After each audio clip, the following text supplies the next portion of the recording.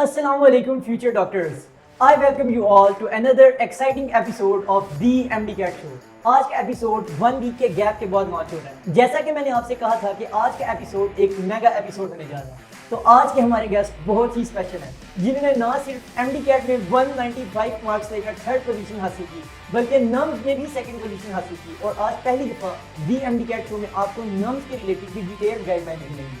आज के हमारे गेस्ट हैं किंग एडवर्ड मेडिकल यूनिवर्सिटी के 4th ईयर MBBS के स्टूडेंट डॉक्टर मोहसिन रशीद। अस्सलाम वालेकुम मोहसिन भाई, कैसे हैं? वालेकुम अस्सलाम अली, मैं ठीक, आप सुनाओ कैसे हो आप? अल्हम्दुलिल्लाह मैं भी बिल्कुल ठीक। मोहसिन भाई, सबसे पहले मैं आपसे ये पूछना चाहूँगा कि आपको दी MD कैट शो में आकर कैसा फील हो रहा है?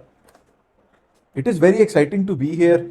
मतलब मेरे लिए एक बहुत प्लेजेंट एक्सपीरियंस है कि पहले हम जब भी इंटरव्यू देते हैं तो किसी और शख्स को देते हैं या किसी और ऑर्गेनाइजेशन को देते हैं, तो मेरे लिए ये बायस फ़ख्र भी है और बहुत खुशी का बायस है कि केई के स्टूडेंट्स ने और केई के अंदर इतना अच्छा, इतना वेल ऑर्गेनाइज शो शुरू हो चुका है जो कि MD कैट स्टूडेंट्स को प्रॉपर गाइडेंस दे रहा है और MD कैट स्टूडेंट्स को बेसिकली एक अवेयरनेस दे रहा है कि उनकी लाइफ कैसी होगी और उनको क्या करना चाहिए, उनको क्या स्टेप्स लेने चाहिए। तो it is a pleasant experience. Thank you so much Mohsin भाई, बहुत बहुत खुशी हुई मुझे आपके ये अल्फाज सुन के। और इंशाल्लाह मैं आगे भी इस काम को कंटिन्यू रखूंगा और इंशाल्लाह next year MD CAT show का सीजन 2 भी मैं जरूर लॉन्च करूंगा। अब तो फिर वो MBBS शो भी बना चाहिए ना, TMS को हम द MBBS शो भी कर सकते हैं। इंशाल्लाह इसके रिलेटेड भी कुछ प्लान है, उनको मैं पुट करूंगा, बस आप दुआ कर दिया करें। इंशाल्लाह। जैसा कि आप जानते हैं कि MD कैट शो में हम MD कैट एस्पिरेंट्स के साथ उन स्टूडेंट्स की स्टोरीज को शेयर करते हैं जो MD कैट को क्रैक कर चुके हुए हैं, और उसके बाद हम आते हैं उन क्वेश्चंस की तरफ जो MD कैट एस्पिरेंट्स ने पूछे हुए हैं। तो पहला क्वेश्चन मोहसिन भाई मैं आपसे ये करना चाहूंगा कि माशाल्लाह आप 4th ईयर MBBS में पढ़ रहे हैं, MD कैट को क्रैक किए आपको 4 साल हो गए, 4 साल से आप KE में पढ़ रहे हैं। तो KE की लाइफ किस तरह की होती है? जब एक स्टूडेंट MD कैट क्रैक करके KE में एडमिशन ले लेता है तो उसकी फिर जिंदगी का कैसा एक्सपीरियंस होता है? आप काइंडली थोड़ा सा एक्सप्लेन कर दें। देखो, पहले तो मेरे ख्याल से एक यूफोरिया होता है आपको कि जब आपका MD कैट क्लियर होता है, जब मेरिट लिस्ट डिस्प्ले होती है, तो आपको तब रियलाइज होता है कि आई हैव अचीव्ड समथिंग।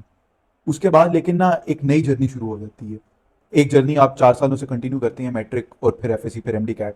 उसके बाद एक नई जर्नी MBBS में शुरू होती है, और वो जो एक्सपीरियंस है मेरे ख्याल से वो इंसान को बहुत शेप करता है। तो वो जो एक्सपीरियंस है मेरे लिए बहुत प्लेजेंट रहा है। ऑब्वियसली जिंदगी में अप्स एंड डाउन आती हैं। अब वो मैट्रिक के अंदर जिस तरह वो पैसेज था हमारा एक कि जिंदगी के नशेब फराज में ऐसे लम्हात भी आते हैं, तो वो इंसान के साथ होता है। लेकिन मेरे ख्याल से अगर मैं इस एक्सपीरियंस को सम अप करूं तो it is a learning experience. और मैं जो आज से 4 साल पहले था, इमीडिएटली आफ्टर MD कैट, शायद वो मोहसिन एक बहुत अलग इंसान हो। तो KE ने मुझे सीखने का बहुत मौका दिया है, और इसीलिए मेरे ख्याल से I am grateful to KE despite everything कि I have grown as a person.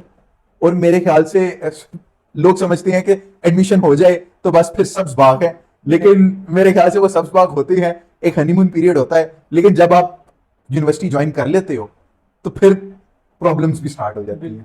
लेकिन अभी मेरे ख्याल से उन प्रॉब्लम्स को डिस्कस करने का टाइम नहीं है, वो हम नेक्स्ट सीजन में करेंगे। इंशाल्लाह वो MBBS शो में डिस्कस करेंगे। माशाल्लाह आपने MD कैट में 195 मार्क्स स्कोर किए, नॉर्म्स में भी आपने 189 मार्क्स स्कोर करके पूरे पाकिस्तान में सेकंड पोजीशन ली। तो आपकी मोटिवेशन क्या थी? What was your story? अगर कोई और स्टूडेंट भी आप जैसा करना चाहे तो उसको क्या करना पड़ेगा? एवरीवन हु डज मेडिकल या everyone who comes to KE specifically, उसकी एक ही मोटिवेशन होती है और वो है कि एक्सीलेंस अचीव करना है। तो बचपन से आई गेस यही मोटिवेशन रही कि आपने एक्सेल करना है। तो मेरा यही था कि अब अगर मैं नम्स दे रहा हूँ, जो कि मेरा इनिशियली प्लान नहीं था नम्स MD कैट देने का, मेरा सिर्फ MD कैट की तरफ प्रेपरेशन का प्लान था। तो जब फिर मैंने नम्स का प्लान भी किया, और उसकी बेसिक रीजन यही थी कि मेरे दोस्त नम्स का MD कैट दे रहे थे, तो फिर मैंने कहा कि चलो मैं भी नम्स का MD कैट दे ही देता हूँ, अटेम्प्ट कर लेता हूँ, एक्सपीरियंस ही सही। लेकिन फिर ये था कि अगर मैं कोई टेस्ट दे रहा हूँ तो उसको हाफ हार्टेडली नहीं देना। उसके लिए प्रेपरेशन चाहे आप जितनी मर्जी करो, लेकिन आपकी नीयत ये होनी चाहिए कि मैंने इस टेस्ट के अंदर भी एक्सेल करना है। तो मैंने एट दैट पॉइंट मेरे ख्याल से उस साल जितने भी टेस्ट, एडमिशन टेस्ट अवेलेबल थे किसी भी स्टूडेंट के लिए, तो मैंने वो टेस्ट दिए थे। तो उसी के अंदर नम्स भी इंक्लूडेड था, उसी में MD कैट भी इंक्लूडेड था, और इसमें ऑब्वियसली दूसरे टेस्ट भी इंक्लूडेड थे। तो मेरी प्राइमरी मोटिवेशन यही थी कि I want to excel in whatever I do. और मेरे ख्याल से ये इनग्रेन्ड होती है आपके अंदर, क्योंकि जो भी बच्चा मेडिकल का ख्वाब देखता है या उसको ख्वाब दिखाया जाता है, वो वही स्टूडेंट होता है जो किसी ना किसी पॉइंट पे अपनी जिंदगी में एक्सेल कर चुका होता है। उसमें वो पोटेंशियल फिर उसके पेरेंट्स या उसके टीचर्स या बाकी लोग देखते हैं तो वो उसको सजेस्ट करते हैं कि वो मेडिकल करे। तो मेरे ख्याल से वही एक प्राइमरी मोटिवेशन होनी चाहिए आपकी कि आई वांट टू एक्सेल। सबसे बेसिक मोटिवेशन आई गेस वही है।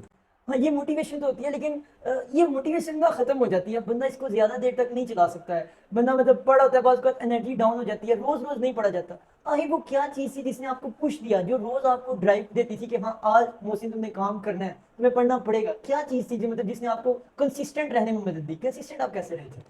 देखिए, कंसिस्टेंसी ना मेरे ख्याल से एक ट्रायल एंड एरर की गेम है। मैं स्टूडेंट्स को यूजुअली एडवाइस करता हूँ, जो भी मेरे से कोई भी एडवाइस मांगता है, कि आप प्रैक्टिस ज्यादा से ज्यादा करें। और उसकी बेसिक रीजन ये है कि जब आप प्रैक्टिस करते हैं किसी भी चीज को, तो कभी ऐसा नहीं होता कि आपके सब सारे सवाल ठीक हो। ठीक है, you never get all your questions right. इसीलिए मेरे ख्याल से अभी तक किसी ने एमडी कैट में भी कभी सब क्वेश्चंस राइट नहीं हुए। तो जब गलती होती है ना, तो वो गलती एक मोटिवेशन आपको होती है कि मैंने इस चीज को इंप्रूव करना है। तो वो जो मिस्टेक है ना, उस मिस्टेक को रेक्टिफाई करने के लिए आप पढ़ते हो।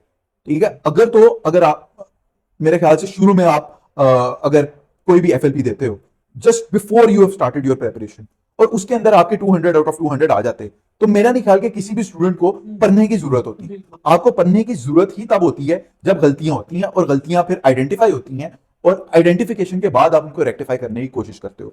अब यहां बात आती है कि डे इन डे आउट आपने वो एफर्ट क्यों पुट करनी है। इसमें दो चीजें होती हैं, एक तो योर विश फॉर सक्सेस है, और दूसरी तरफ योर फियर ऑफ फेलियर है। मेरे ख्याल से मेरे लिए एक फियर ऑफ फेलियर ज्यादा बड़ा मोटिवेटर था। वो इस तरह के, मैं नहीं था चाहता कि जहां मैंने एक अच्छा टाइम अपनी जिंदगी का एक्सेल करते हुए गुजारा है, कि मैं फेल करूं। तो उस फेलियर से बचने के लिए मैंने पढ़ा। और ऑब्वियसली हर बंदा हर रोज एट वन टाइम नहीं पढ़ सकता, you have to take breaks. और आपको अपना स्केड्यूल इस तरह का बनाना चाहिए जो कि आपकी ब्रेक्स को इनकॉर्पोरेट करे। तो मेरे ख्याल से दो ही मोटिवेशंस थी, एक कि आई वांटेड टू एक्सेल, और two I did not want to fail. माशाल्लाह मोहसिन भाई, आपने बहुत अच्छा आंसर किया। आपने अंदर एक बात की है कि जो आपकी मिस्टेक होती थी वो आपको पुश करती थी कि आप अब फर्दर मेहनत करें। स्टूडेंट्स को ये बात समझ आ जाए तो मेरा ख्याल है उनकी जिंदगी आसान हो जाएगी। स्टूडेंट्स मुझे कहते हैं कि हमने टेस्ट में फुल मेहनत की थी लेकिन हमारी कोई ना कोई एमसीक्यू गलत हो। उनको ये पता नहीं चाहिए कि अगर आपकी गलती ना हो तो आपका आगे पढ़ने पे दिल नहीं करेगा। ये जो गलती होती है यही इंसान को कहती है कि हाँ अभी तुम्हारे में इंप्रूवमेंट की स्पेस है, यू कैन बी बेटर। तो फिर इंसान ज्यादा मेहनत करता है। बहुत अच्छी आपने बात की। मोहसिन भाई, हम अपने नेक्स्ट क्वेश्चन की तरफ चलते हैं। एमडी कैट एस्पिरेंट्स, आज मैं आपको इनसाइट एमडी कैट के उस फीचर के बारे में बताऊंगा जो इनसाइट को बाकी तमाम प्लेटफॉर्म से डिस्टिंग्विश करता है, और वो है मेंटोरशिप। इमेजिन करें कि एक एमबीबीएस स्टूडेंट डेली आप पर चेक रख रहा हो, और आप अपने इश्यूज डेली बेसिस पर एक एमडी कैट एक्सपर्ट के साथ शेयर कर रहे हैं, जो अपने एक्सपीरियंस के मुताबिक आपको गाइड कर रहा हो कि आपने उन इश्यूज से कैसे डील करना है। और आपको स्टेप बाय स्टेप एक रोड मैप दिया जा रहा हो जिस पर आप डेली चलकर अपनी एमडी कैट प्रिपरेशन को बूस्ट कर सकें। तो अगर आपको लगता है कि आपको एमडी कैट में टॉप 1% में आने के लिए इस हेल्प की जरूरत है, तो super mentorship is the solution, जहां पर आप अपने डिजायर्ड मेंटोर से वन ऑन वन मेंटोरशिप लेकर एमडी कैट को क्रैक कर सकते हैं। मुस्लिम भाई, नेक्स्ट क्वेश्चन है हमारे पास कि क्या एक एमडी कैट एस्पिरेंट को नम्स का टेस्ट देना चाहिए? अगर देना चाहिए तो इसके पीछे की क्या वजूहत है? मेरे ख्याल से एक एमडी कैट स्टूडेंट को सिर्फ नाम नहीं, जितने भी टेस्ट हैं एग्जिस्ट करती हैं वो सब देने चाहिए। मतलब मैंने अपने टाइम के ऊपर मैंने प्री मेडिकल का ईकैट भी दिया था, मैंने एकीयू का टेस्ट भी दिया था, मैंने नम्स भी दिया था, और मैंने एमडी कैट भी दिया था, and I cleared all of those. Nums मैंने इसलिए दिया था क्योंकि हमारे टाइम के ऊपर एमडी कैट डिले हो रहा था, तो नम्स एक ऑप्शन थी, तो I wanted to secure all my options. तो फिर मेरे दोस्तों ने भी कहा तो मैंने नम्स दे दिया। उसके बाद मुझे रियलाइज हुआ कि जो नम्स से आपको एक एमडी कैट का एक्सपीरियंस मिलता है ना, वो आपके एक्चुअल एमडी कैट के अंदर बहुत हेल्प करता है। फर्स्ट रीजन, अगर तो नम्स एमडी कैट से पहले होता है तो वो जो आपको एक पेपर सॉल्व करने का और प्रेपरेशन करने का, फिर NUMS day, MD CAT day, last few days, वो जो एक प्रेपरेशन और रूटीन होती है ना, वो आपको बहुत हेल्प करती है, क्योंकि फिर आप जब एमडी कैट देते हो तो आप एक्सपीरियंस्ड होते हो। लेकिन अगर एमडी कैट के बाद भी नम्स हो, जिस तरह 2019 में होता रहा, 2021 में भी I guess it was similar, तो इसका ही होता है कि आपका एमडी कैट जैसा मर्जी हुआ हो, फिर आपके पास एक फॉल बैक ऑप्शन के तौर के ऊपर नम्स मौजूद होता है, स्पेशली उन स्टूडेंट्स के लिए जो कि प्राइवेट मेडिकल कॉलेजेस की कोशिश कर रहे होते हैं, या वो स्टूडेंट्स जो कि आर्मी मेडिकल कॉलेज में जाना चाहते हैं। तो मेरे ख्याल से उनके लिए एक बहुत अच्छी अपॉर्चुनिटी होती है कि वो नम्स का टेस्ट दें, और नम्स के टेस्ट के अंदर अच्छा स्कोर करने की कोशिश करें, क्योंकि ऑन एवरेज जो नम्स के प्राइवेट मेडिकल कॉलेजेस हैं, दे आर बेटर, और even army medical colleges are very reputed institute. तो आपको कोई भी अपॉर्चुनिटी जाया नहीं करनी चाहिए। ठीक है, जो भी टेस्ट आपकी रूट में आ रहा है, आपके पाथ में आ रहा है, वो सब टेस्ट दें, आप उस एक्सपीरियंस से सीखेंगे, ये बात अपने जहन से निकाल दें क्योंकि मेरा टाइम जाया होगा।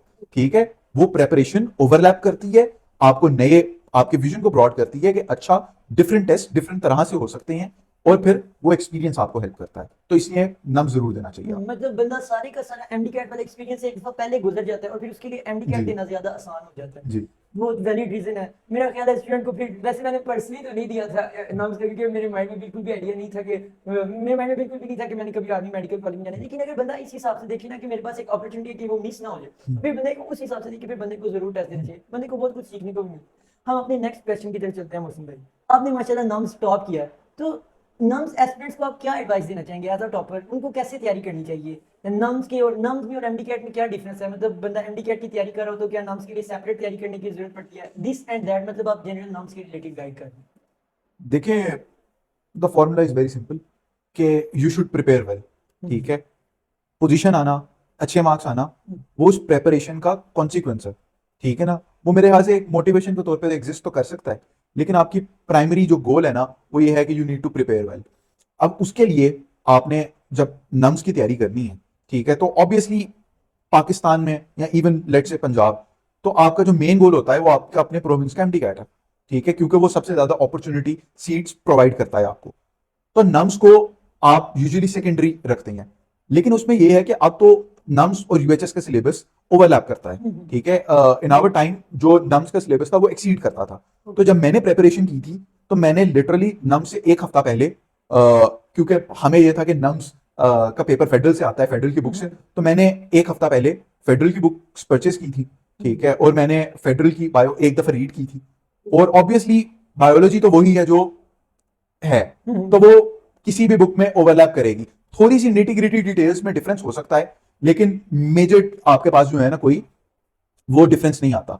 और मुझे लगा कि जब मैंने नम्स की प्रेपरेशन की तो मेरे जो एमडी कैट के कॉन्सेप्ट्स थे वो ज्यादा बेहतर हो गए, मुझे ज्यादा नॉलेज मिल गया, मुझे ज्यादा अच्छा कॉन्सेप्ट मिल गया, डिटेल्स मिल गई, जिन्होंने इवेंचुअली मेरी अंडरस्टैंडिंग को इंप्रूव किया। सेम गोज फॉर केमिस्ट्री और फिजिक्स। मैंने उस तरह से तैयार नहीं थी की, क्योंकि in the back of my mind मेरी यही थी कि फिजिक्स तो फिजिक्स तो वो कितनी ही को बदल सकती है, उसमें कोई ज्यादा इंफॉर्मेशन तो आने नहीं वाली। और ऑब्वियसली इंग्लिश भी इंग्लिश है, तो इंग्लिश तो जनरल है, इंग्लिश का तो कोई सिलेबस भी नहीं होता, उसकी तो कोई बुक भी नहीं है जिसको आप उस तरह से पढ़ सके, तो वी कैन ओनली ट्राई।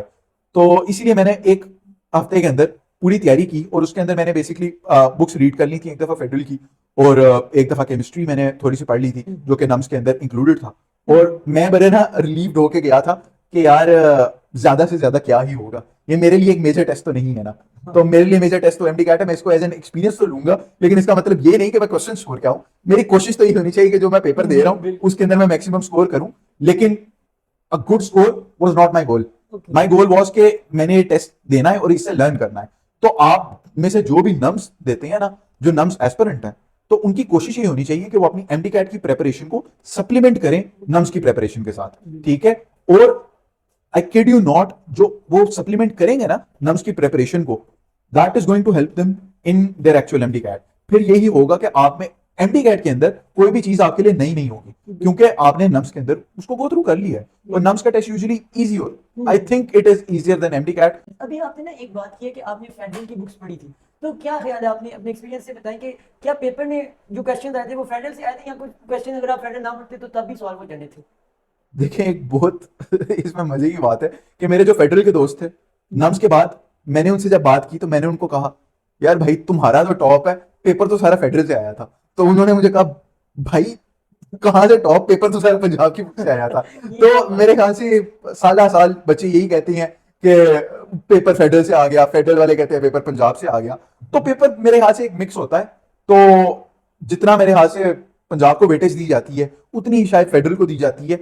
बात वहां ही आ जाती है कि कंटेंट ओवरलैप करता है। यस, जो एक्स्ट्रा कंटेंट है ऑब्वियसली अगर उसमें से क्वेश्चन आता है तो हम सिर्फ ये नहीं कह सकते कि यार फेडरल की बुक से पेपर बना है। शायद मेरे ख्याल से एक उन्होंने होलिस्टिक अप्रोच रखी हो उस टॉपिक की, वो ऑब्वियसली बाउंड नहीं है पंजाब की बुक से बनाने से, या वो बाउंड नहीं है फेडरल की बुक से बनाने से। मैंने भी ऐसे किया था कि ज्यादा वेटेज मैंने पंजाब में दी, लेकिन मैंने फेडरल को पढ़ा था ताकि मुझे मेंटल सेटिस्फेक्शन तो मिल सके ना कि हाँ मैंने वो काम कर लिया जो नॉर्मली ट्रेंड में होता है। हम नेक्स्ट क्वेश्चन की तरफ चलते हैं मोहसिन भाई। ओके मोहसिन भाई, माशाल्लाह आपका तो केई में एडमिशन हो गया, तो आपके जो दोस्त थे, जो आपके दोस्तों का ग्रुप था, उनका क्या बना? क्या उनका भी केई में एडमिशन हो गया या फिर वो रह गए? जहाँ से मैं तैयारी कर रहा था ना, उस एकेडमी में जो एक सेशन था ना, उसमें तकरीबन अराउंड 45-50 स्टूडेंट्स थे। उन स्टूडेंट्स में से मेरी 3rd पोजीशन आई, एक स्टूडेंट की, एहसान की 1st पोजीशन आई। उस एक सेशन में से तकरीबन 40 स्टूडेंट्स लगा लो, 11 स्टूडेंट केई में है उस एक बैच में से, और तकरीबन अराउंड 25 स्टूडेंट्स का एडमिशन हुआ उस एक बैच में से। केई में स्टूडेंट्स गए तकरीबन अराउंड 7-8 स्टूडेंट्स, अलामा इकबाल गए, आरएमयू 2 स्टूडेंट्स गए जिनका मुझे पता है, ठीक है, और ऑब्वियसली हम सियालकोट से थे तो Khwaja Safdar around 7-8 students, even के स्टूडेंट्स आगा खान गए उसी एक सेशन के अंदर से। तो मेरा नहीं ख्याल कि मैंने पहले ऐसे नहीं था सुना, यूजुअली इसी तरह होता है कि यार एक सेशन से एक बच्चा जाता है, 2 बच्चे जाते हैं, लेकिन उस एक सेशन से ऑब्वियसली इतने ज्यादा स्टूडेंट्स चले गए। माशाल्लाह, मतलब एक क्लास के 40 बच्चों में से 25 बच्चों का एडमिशन हो गया, ऐसा कैसे हो सकता है? वो भी 11 बच्चों का केई में एडमिशन हो गया। मेरा ख्याल है ये बात ही स्टूडेंट्स के लिए बहुत बड़ी मोटिवेशन है कि अगर इंसान डेडिकेटेड हो तो एक ही क्लास में से इतने ज्यादा बच्चों का भी केई में एडमिशन। हाँ, और ये बात ना, इससे मैं आपको एक ये बात भी बताना चाहता हूँ कि हम जितने में मतलब अराउंड 25-26 स्टूडेंट्स का एडमिशन हुआ, उनमें से 11 के ही आए। हम सब ने एक दूसरे की हेल्प की, ठीक है। मैं इन लोगों को जो मेरे सेशन में थे, मैं शायद एमडी कैट से पहले भी नहीं था जानता ज्यादातर, ठीक है, लेकिन मैं एमडी कैट सेशन के अंदर उनको जानना शुरू हुआ और हमने डिस्कशंस की, हमने एक दूसरे की मदद की। देखो, जो आपकी सीट है ना, वो आपकी सीट है, कोई आपसे उसको छीन नहीं सकता। तो दूसरों की हेल्प करो ताकि दूसरे आपकी हेल्प करें, और ये है कि आप सब मिलके एडमिशन लो। फिर ये हैरानकुन बात होती है ना, फिर ही तो आप एक दूसरे को बिल्ड करके, उनकी मदद करके, तो आप सबका एडमिशन हो जाता है, तो आप सबका एडमिशन भी हो सकता है। इसलिए एक दूसरे की हेल्प करो और एक दूसरे से सीखो।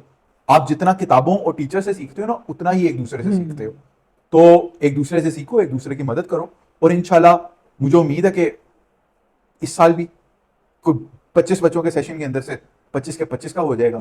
या हमारे पास अराउंड 300 स्टूडेंट्स का सेशन है, तो आई होप कि ऑल 300 ऑफ देम क्वालिफाई इंशाल्लाह। मोहसिन भाई, नेक्स्ट क्वेश्चन हमारे पास आपके सब्जेक्ट के रिलेटेड है। अब माशाल्लाह आप इनसाइड में इंग्लिश के टीचर भी हैं, तो इंग्लिश के रिलेटेड ही थोड़ा गाइड कर दें। स्टूडेंट्स को बड़ा मसला होता है इंग्लिश की कैसे प्रिपरेशन करें, बड़े मुश्किल एमसीक्यू आते हैं, बाद औक़ात बड़े आसान आ जाते हैं, बाद औक़ात समझ ही नहीं आ रही होती कहाँ से आए, तो उसको प्रिपेयर कैसे किया जाए? देखिए, इंग्लिश मेरे ख्याल से अगर आप पूरी प्रिपेयर करने लगेंगे तो आपको बीए करना पड़ेगा 4 साल, और मैंने बहुत से लोग देखे हैं जिन्होंने बैचलर्स करके भी इंग्लिश नहीं सीखी। तो इंग्लिश इतना वास्ट सब्जेक्ट, ऑब्वियसली एक लैंग्वेज है, तो उस लैंग्वेज को आप A to Z लर्न तो नहीं कर सकते, लेकिन हम कोशिश ये करते हैं कि, और मैं अपने स्टूडेंट्स को भी ये करता हूँ कि कुछ स्पेसिफिक रूल्स हैं, उन स्पेसिफिक रूल्स को अगर आप अंडरस्टैंड कर लेते हैं ना, तो आपकी जिंदगी आसान हो जाती है, आपका काम आसान हो जाता है, आपका 90% काम हो जाता है अगर आप रूल्स को अंडरस्टैंड कर लेते हैं। रूल्स को कैसे अंडरस्टैंड करना है? रूल्स को अंडरस्टैंड आप करते हो जब आप उनको अप्लाई करना सीखते हो, और उनको अप्लाई करने के लिए बहुत जरूरी है कि आप प्रैक्टिस करते रहो, आप रेगुलरली प्रैक्टिस करो, ठीक है। और इंग्लिश का मेजर ये है कि आप जो भी सेंटेंस देखते हो, जिस भी चीज की प्रैक्टिस कर रहे हो, लॉजिक बनाओ अपनी, और फिर उस लॉजिक को टेस्ट करो उस लॉजिक के साथ जो कि की में दी गई है, फीडबैक में दी गई है, जिस तरह हम स्टूडेंट्स को फीडबैक देते हैं, तो उस फीडबैक के अंदर क्या वही लॉजिक यूज हो रही है? अगर आपकी लॉजिक डिफरेंट है, तो क्या वो लॉजिक यूनिवर्सली एप्लीकेबल है दूसरे सेंटेंसेस के ऊपर? तो जब आप अपनी लॉजिक बना लोगे और वो ठीक हो जाएगी ना, या आपको वो लॉजिक समझ आ जाएगी, वो आप अप्लाई करना सीख लोगे, तो मेरे ख्याल से आपकी इंग्लिश आसान हो जाएगी। अब इंग्लिश में जितने भी टॉपिक्स हैं ना, उनके जितने भी रूल्स हैं, आप वो रूल्स पढ़ लो। अक्सर क्या होता है, और मेरे ख्याल से मैं भी इस चीज का गिल्टी हूं, कि हम बच्चों को एक्सेप्शंस के ऊपर टेस्ट करने की कोशिश करते हैं, तो वो एक्सेप्शंस आप रूल से नहीं सीखते यूजुअली, वो एक्सेप्शंस आप प्रैक्टिस से सीखते हो। तो जितनी ज्यादा प्रैक्टिस कर सकते हो आप वो प्रैक्टिस करें। मेरे लिए इंग्लिश इसलिए इजी रही थी, और that is why I am passionate about teaching English, क्योंकि मुझे इंग्लिश बुक्स पढ़ने का शौक था। तो बाय द पॉइंट, मैं जब एमडी कैट के शुरू में आया, तो मेरी इंग्लिश कम से कम इतनी अच्छी थी कि अगर मुझे बेसिक रूल नहीं भी था पता होता, तो सेंटेंस की सेंस बन जाती थी। और मेरे ख्याल से वो जो एक सिक्स्थ सेंस है ना, एवरीथिंग असाइड, वो सिक्स्थ सेंस आपका प्राइम हेल्पर है, ठीक है ना। उससे ज्यादा कोई टीचर, कोई किताब आपको हेल्प नहीं कर सकती। पेपर के अंदर रूल अगर आपको नहीं याद, तो जो सुनने में ठीक लग रहा है ना तो वही कर दो। बिल्कुल ऐसा। मेरे ख्याल से ज्यादा क्या है, गलत ही हो जाएगा ना। उस पेपर के अंदर आप रूल अप्लाई करने बैठे, आपको रूल याद नहीं थे आ रहे, तो फिर भी तो गलत ही होना था। माशाल्लाह मोहसिन भाई, आपने इंग्लिश के रिलेटेड बहुत अच्छा गाइड किया। मेरा भी जब एमडी का पेपर मेरे सामने आया था, इंग्लिश के अक्सर क्वेश्चन मुझे नहीं आते थे, लेकिन जब मैंने उनके अंदर अपनी सीख सेंस को यूज किया तो अल्लाह के करम से मेरे सारे के सारे एमसीक्यूज ठीक हो गए थे। हम नेक्स्ट क्वेश्चन की तरफ चलते हैं। जैसा कि आपको पता है कि अब एमडी कैट सीजन को स्टार्ट हुए हुए 2 महीने गुजर गए हैं, तो अब वो टाइम अप्रोच हो रहा है कि लास्ट मंथ आ रहा हो बच्चों को। तो मैं इसी के रिलेटेड आपसे पूछना चाहूंगा कि लास्ट मंथ में आपकी क्या स्ट्रेटेजी थी, कैसे आपने एमडी कैट को प्रिपेयर किया आखिरी महीने? देखिए लास्ट मंथ के अंदर तो the strategy is very simple, revision and practice. Practice is revision. इस चीज को समझने की बहुत जरूरत है कि कुछ बच्चे करते हैं, और मैंने ये देखा था कि जब एफएलपीज हो रहे थे ना, तो कुछ स्टूडेंट्स की ये स्ट्रेटेजी थी कि वो एक एफएलपी के अंदर ना सिर्फ बायो तैयार कर जाते थे, एक एफएलपी के अंदर सिर्फ केमिस्ट्री तैयार कर जाते थे, एक एफएलपी में सिर्फ फिजिक्स तैयार कर दी, और एक एफएलपी में इंग्लिश तैयार करके चले गए। That is a waste of time. Yes, चीजों को साथ लेके चलना है और प्रैक्टिस ज्यादा से ज्यादा करनी है, क्योंकि ऑब्वियसली वो प्रैक्टिस ही आपको बताएगी आप कहां स्टैंड कर रहे हैं। बिल्कुल। अगर एमडी कैट के दिन आप सोए हुए उठे हुए एमडी कैट के अंदर अच्छा स्कोर नहीं कर पाए ना, तो इसका मतलब ये था कि आपकी प्रिपरेशन उतनी अच्छी नहीं थी, या ऑब्वियसली मिसहैप्स होते हैं, you couldn't control your nerves. उसको कंट्रोल करने का सबसे आसान तरीका पता है क्या है? आप एक एफएलपी बगैर तैयारी के दो, क्योंकि उस एफएलपी को करते हुए जो आपको टेंशन होगी ना कि यार ये चीज मुझे नहीं आती, वो आपको एमडी कैट के अंदर ना वर्स्ट के सिनारियो के लिए प्रिपेयर करेगी।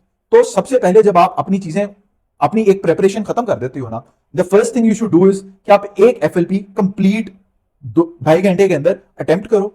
उस एफएलपी को फिर इवेल्युएट करो कि मेरी कौन कौन से सब्जेक्ट्स वीक हैं, उन सब्जेक्ट्स को, उन टॉपिक्स को रिवाइज करो, उन सब्जेक्ट्स को रिवाइज करो, दोबारा से शुरू ना कर दो, क्योंकि दोबारा रिवीजन के अंदर यार re reading is not the same as recalling. ठीक है, ये चीज जरूर याद रखो कि आप जब किताब पढ़ते हो ना, तो आपका ब्रेन इस तरह वायर होता है कि वो उन वर्ड्स को रिकॉग्नाइज कर लेता है, लेकिन जब आप किताब के बगैर उन चीजों को रिकॉल करने की कोशिश करते हो तो वो चीजें आपको रिकॉल नहीं होती। उन रिकॉल को करने के लिए बेसिकली एक्टिव रिकॉल सबसे बेहतर तरीका होता है किसी भी चीज को याद करने का। तो वो एक्टिव रिकॉल क्या है कि आप क्वेश्चन सॉल्व करो। तो लास्ट मंथ के अंदर once you have completed your revision ना, तो आप प्रैक्टिस ज्यादा से ज्यादा करो। और अगर आप 2 माह के अंदर एमडी कैट करना चाहते हो ना, 1 माह के अंदर भी एमडी कैट करना चाहते हो, तो डेडिकेट अ वीक, मतलब 2 weeks to bio, 1 week to chemistry, 1 week to physics, और इंग्लिश आप साथ साथ लेके चलो, और उसके बाद जस्ट प्रैक्टिस। मतलब एक दफा जनरल तैयारी करें, उसके बाद प्रैक्टिस करें, फिर जो जो टॉपिक्स जहां पर आपको लगता है आपके मार्क्स कट रहे हैं जिस सब्जेक्ट में, उस स्पेसिफिकली उन वीक एरियाज पे ज्यादा फोकस जी, करें, बिल्कुल। और बुक खोले बगैर एक दफा दिमाग में रिवाइज करने की कोशिश करें, एक्टिव रिकॉल करें, तब आपको प्रॉपर्ली पता चलेगा कि आपके वीक एरियाज कौन कौन से हैं, कौन पे स्पेसिफिकली वर्क करें। ठीक हो गया। मुझमें इसमें आपने ना एक बात की है कि एमडी कैट डे के रिलेटेड आपने थोड़ी बात किया है, इसी से मैं अपने नेक्स्ट क्वेश्चन की तरफ चलता हूँ कि एमडी कैट डे पर ही इंसान का कॉन्फिडेंस डिटरमाइन करता है कि उसके कितने मार्क्स आएंगे। अगर वो उधर नर्व्स लूज कर दे अपनी, या फिर वो कोई कोई इधर उधर का काम हो जाए, तो सारा मेहनत पे पानी फिर। तो आप अपना पर्सनल एक्सपीरियंस शेयर करें कि एमडी कैट डे पर आप कैसे कॉन्फिडेंट रहे थे, मतलब बच्चा डर जाता है, आपने अपने कॉन्फिडेंस को कैसे मेंटेन रखा था? देखो I tell you the story. Basically ना सुबह जब मैं गया था, ठीक है, तो मैंने ना कहा था, अबू को कहा था कि अबू मैंने आपके साथ नहीं जाना, मुझे टेंशन होगी। तो मैंने अपने बड़े भाई को कहा था कि ना तुम मेरे साथ चलो, ताकि तुम, क्योंकि वो भी इस एक्सपीरियंस से गुजरा हुआ था, तो मैंने उसको कहा था कि तुम मेरे साथ चलो। तो उसने जाते हुए ना मुझे कहा था कि यार देखो, टेंशन नहीं लेनी, कोशिश करनी है कि ना ज्यादा से ज्यादा सवाल आपके ठीक हो जाए। और एक चीज ये मुझे मतलब मेरे सीनियर ने भी बताई थी कि यार देखो, एक माइंडसेट रखना कि जो सवाल तुम्हें नहीं ना आता वो किसी को भी नहीं आता, Yes. और जो सवाल तुम्हें आता है ना वो सिर्फ तुम्हें आता है। ठीक है, तो वो आपको ना बड़ा एक बूस्ट मिलता है। अब ऑब्वियसली एमडी कैट हमारा, मुझे पता है, आई रिमेम्बर, ठीक है, कि मुझे उधर प्रॉपर एंजाइटी हो रही थी, और वो इसलिए कि कुछ 2020 के एमडी कैट के अंदर क्वेश्चन थे जो गलत है। ठीक है, तो मुझे उधर एंजाइटी हो रही थी कि मुझे पता है ये क्वेश्चन गलत है, तो अब मैं इसका क्या करूं। और मैं उसके ऊपर 2-3 मिनट एक क्वेश्चन के ऊपर सोचता रहा था कि मुझे क्या करना चाहिए। फिर मुझे याद है एक रेक्टिफिकेशन का क्वेश्चन आया हुआ था जिसकी 2 ऑप्शंस ठीक थी, तो मैंने उस क्वेश्चन के ऊपर 3 से 4 मिनट लगाए थे सिर्फ ये सोचते हुए कि मुझे कौन सी ऑप्शन मार्क करनी चाहिए। लेकिन आप सिर्फ ऐसा तब कर सकते हो जब आप बाकी जो क्वेश्चंस हैं उनको जल्द से जल्द करो। और उसकी स्पीड बनाने के लिए ना हम क्या करते थे, जब हम अकेडमीज में एफएलपीज दे रहे होते थे, तो मैं और मेरे दोस्त मतलब एक रेस लगाते थे कि सबसे पहले कौन उठ के जाएगा, ठीक है, और सबसे पहले कौन अपना एफएलपी सॉल्व करेगा। आई रिमेंबर के 9 बजे हम एफएलपी शुरू करते थे, तो 10:30 10:45 के ऊपर हम एफएलपी करके उठ जाते थे। उससे क्या हुआ कि हमारी स्पीड बबल फिलिंग की और वैसे सॉल्व करने की ना, देख के बबल फिल करने की, वो इतनी डेवलप हो गई कि एमडी कैट के अंदर मार्जिन रह गया किसी भी टाइम की डिस्क्रिपेंसी का। तो सबसे पहले तो आप एफएलपीज के अंदर स्पीड में अपनी स्पीड बनाएं बबल फिलिंग की, पेपर देख के, क्वेश्चन पेपर देख के, क्योंकि ऑब्वियसली उस एमडी कैट के अंदर ना वो आपको क्वेश्चन पेपर के ऊपर अटेम्प्ट करना ही नहीं देते, तो डायरेक्ट क्वेश्चन पेपर से आंसर शीट के ऊपर बबल फिल करने की ना वो प्रैक्टिस कर लें। और एमडी कैट डे के ऊपर ना बस सुबह नमाज पढ़ के, दुआ करके, कुरान पाक पढ़ के, बस अल्लाह से एक दफा दुआ मांग लेनी है। और फिर ना जब 9 बजते हैं ना, या एमडी कैट का पेपर आपके सामने आता है, तो भूल जाना, अक्सर जो टाइम आपका वेस्ट होता है ना, वो आपका पहले 25-30 मिनट्स में होता है, क्योंकि तब आपकी पेस नहीं बनी होती। तो पेस हमेशा उस चीज से शुरू करें, no matter what your order, उस चीज से शुरू करें जो कि आपको सबसे अच्छी आती है, ठीक है ना। और कोई अगर आपको मुश्किल सवाल नजर आता है ना, उस सवाल को छोड़ दें, ठीक है, एंड पे कर लें। सबसे पहले इजी क्वेश्चंस करने हैं, और इजी क्वेश्चंस यूजुअली आपके 160 150 इजी क्वेश्चंस हो जाएंगे, ठीक है। और उन इजी क्वेश्चंस के बाद you will have 1 hour, hopefully you will have 1 hour. I had 1 hour. तो उस 1 घंटे के अंदर अंदर फिर मैंने जो मीडियम क्वेश्चंस थे, ठीक है, जो न्यूमेरिकल्स थे, मैंने फर्स्ट अटेम्प्ट के अंदर सब न्यूमेरिकल्स छोड़ दिए थे, ठीक है। मैंने कहा था मैं न्यूमेरिकल्स एंड पे करूंगा, मैंने सिर्फ अभी वो चीजें करनी है जो कि टेक्सचुअल है। उसके बाद कैलकुलेशंस वगैरह केमिस्ट्री के अंदर भी, ठीक है, मैं एटॉमिक नंबर बाद में एंड पे कैलकुलेट करूंगा। मुझे क्वेश्चन का आंसर पता था, देख के पता था, लेकिन मैंने कहा था कि मैं एंड पे करूंगा। मैंने पहले बायो की, मैंने इंग्लिश की, मैंने केमिस्ट्री और फिजिक्स के वो क्वेश्चंस किए जो कि मुझे आते थे, तो एंड के ऊपर फिर मैंने वो क्वेश्चंस किए जो कि मुझे नहीं थे आते। तो उस तरह टाइम सेव आपका होगा, वो टाइम आप सेव कर लें। और जब आपका टाइम सेव हो जाएगा तो फिर आपको उसकी एंजाइटी नहीं होगी। बस फैक्टर्स आपने कम करने हैं। आपको मोटिवेशन की एंजाइटी नहीं होनी चाहिए, आपको अपनी स्लीप की एंजाइटी नहीं होनी चाहिए, आपको टाइम की एंजाइटी नहीं होनी चाहिए, और एट दैट पॉइंट आपको फ्यूचर की एंजाइटी नहीं होनी चाहिए। माशाल्लाह मोहसिन भाई, आपने बहुत अच्छी बात की है। अंदर आपने ये जो बात की ना कि इधर उधर की बातों के बारे में इस टाइम नहीं सोचना, सिर्फ पेपर पे फोकस करना है, ये बहुत ही इंपॉर्टेंट बात है। और साथ आपने एक और बात बताई कि फर्स्ट राउंड में इजी क्वेश्चंस कर लेने हैं, फिर सेकंड राउंड यानी पेपर को राउंड्स में करना है। एक ही दफा सारे करने की कोशिश करेंगे तो मुश्किल क्वेश्चन में बहुत टाइम लगेगा, इजी पे भी फिर आप अपना सही नहीं कर, पहले इजी फिर मीडियम और फिर एक्सट्रीमली डिफिकल्ट। हम अपने नेक्स्ट क्वेश्चन की तरफ चलते हैं। नेक्स्ट क्वेश्चन बड़ा ही इंटरेस्टिंग क्वेश्चन है हमारे पास। कहते हैं कि हर कामयाब मर्द के पीछे किसी औरत का हाथ होता है, तो क्या आपका भी कुछ ऐसा केस है? ऐसा हाँ, मेरे ख्याल से ऑब्वियसली इट इज ट्रू। मेरी कामयाबी के पीछे मेरी अम्मी का सबसे ज्यादा हाथ है, और नॉट ओनली हर, मतलब मेरे अबू का, और फिर मेरी बहन का, मेरे भाई का, इनका भी बहुत हाथ है। ये देखो, एमडी कैट के अंदर ना, उस जर्नी के अंदर आपको स्पेस, आपको कंपैशन, इसकी बहुत जरूरत होती है। कोई ऐसा बंदा जो आपका बर्डन समझ सके, शेयर कर सके, आप कितने एंजाइटी में हो, उसकी आपको बहुत जरूरत होती है। और वो मेरे हाल से सबसे ज्यादा आपकी मदद ही होती है, जो कि उस चीज को समझती है। तो आई एम ग्रेटफुल टू हर।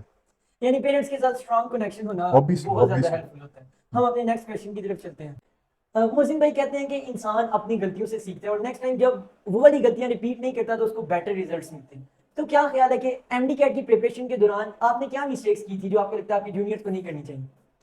मेरा नहीं ख्याल को मैंने सिग्निफिकेंट मिस्टेक की अपनी एमडी कैट जर्नी में। अगर मैंने की होती तो मैं इधर ना बैठा बिल्कुल, होता। माशाल्लाह, ये भी बहुत अच्छी बात है। लेकिन if I had to redo it तो मैं शायद थोड़ी कम टेंशन लेता। Yeah, मैंने उन tension 3-4 माह नहीं में टेंशन बहुत ज्यादा मतलब ली थी, tension नहीं लेनी, ठीक है, तो टेंशन नहीं लेनी। ये बहुत इंपॉर्टेंट एडवाइस है। मेरा ख्याल है अगर एमडी कैट एस्पिरेंट्स को सीरियस है तो बहुत ज्यादा उनकी प्रिपरेशन में इंप्रूवमेंट आ सकती है। हम अपने नेक्स्ट क्वेश्चन की तरफ चलते हैं। ये बड़ी ना इंटरेस्टिंग क्वेश्चन है, स्टूडेंट्स को माइंड में ये चीज जरूर आती है कि is MBBS really worth it?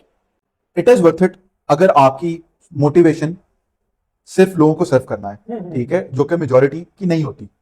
और दूसरी कि अगर आपके प्लान्स हैं, if you want to move abroad, या if you are not a first gen doctor, अगर आप सेकंड जेन या थर्ड जेन डॉक्टर हैं, तो फिर इट इज वर्थ इट। और करंट सिनेरियो में मैं किसी को एडवाइस नहीं करूंगा कि वो प्राइवेट एमबीबीएस करें, अनलेस के they do it from a very well known college such as AKU, Shifa, ठीक है, आप सीएमएच से कर लें या आर्मी मेडिकल कॉलेज से कर लें, तो दे आर वर्थ इट। लेकिन in this day and age जो हाइप हमारे पेरेंट्स ने बनाई हुई थी या सोसाइटी ने बनाई हुई थी एमबीबीएस की, मेरे ख्याल से it is not worth it according to that. बाकी जिसका तो शौक है उसको तो एमबीबीएस हमेशा वर्थ इट लगेगा, ठीक है। अगर बंदा पूरे शौक से काम कर रहा है और मेहनत करे तो फिर एमबीबीएस ठीक है, लेकिन जो बंदे के अंदर पैशन नहीं है, MBBS is not for that.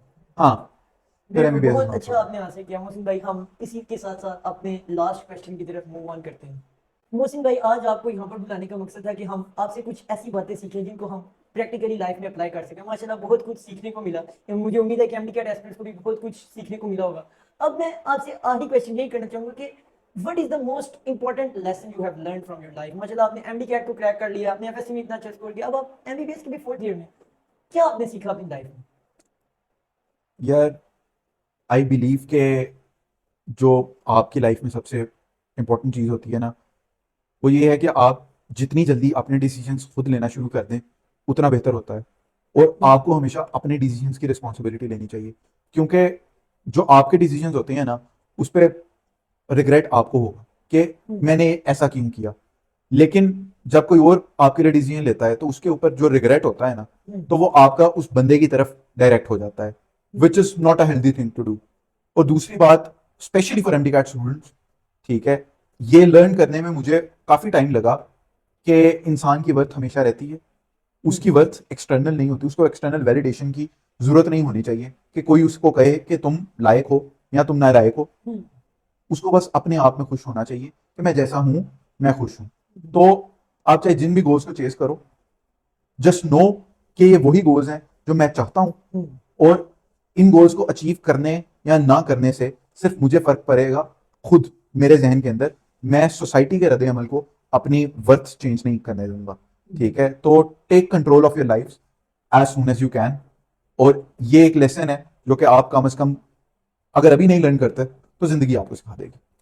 माशाल्लाह मोहसिन भाई, it was a very pleasant experience to talk with you. आपसे बहुत कुछ मुझे सीखने को मिला। बहुत बहुत शुक्रिया, आपने अपने बिजी स्केड्यूल में से हमारे लिए थोड़ा सा टाइम निकाला। अब इससे पहले कि मैं शो को क्लोज करूं, हमेशा की तरह हमारे स्पॉन्सर इनसाइड एमडी कैट की तरफ से इस शो में भी एक स्टेथोस्कोप का विनर अनाउंस किया जाएगा, तो आप उस विनर को सेलेक्ट करेंगे। मोहसिन भाई, इसमें से जो आपको प्यारी लगती है वो उठा लें। सारी एक जैसी देखते हैं, बिस्मिल्लाह पढ़ते हैं। बिस्मिल्लाह। कौन है ये? मुझे नहीं। मरुषा _36। माशाल्लाह। तो मारुशा _36, बहुत बहुत मुबारक हो आपको इनसाइड एमडी कैट की तरफ से एक स्टेथोस्कोप मिला है। इंशाल्लाह जल्दी आपके साथ हमारी टीम कांटेक्ट करेगी और आपको स्टेथोस्कोप आपके घर में डिलीवर कर दिया जाएगा। मोहसिन भाई, बहुत बहुत शुक्रिया। बहुत ही अच्छा लगा मुझे आपसे बात करने पे। आपने अपने इनसाइट्स शेयर किए, बहुत कुछ सीखने को मिला। उम्मीद है कि एमडी कैट एस्पिरेंट्स के भी बहुत से डाउट्स क्लियर हो चुके होंगे। It for the day. मिलते हैं न्यू एपिसोड में एक न्यू एक्सपीरियंस के साथ। तब तक के लिए thank you so much. Allah Hafiz.